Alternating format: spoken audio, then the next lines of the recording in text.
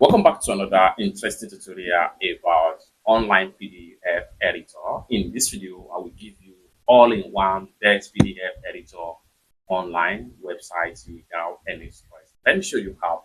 The very first thing you want to do is to go ahead and open up your browser. Then after open up your browser, come to the address bar right there. Go ahead and visit this particular website right there. Hit enter key on your keyboard, and in a few seconds, it take you to this particular web page right here. So here, there are a lot of things you can do with PDF, whether you create a free account or not create a free account in this particular website, you can do different things entirely with your PDF. Let's quickly scroll down right here.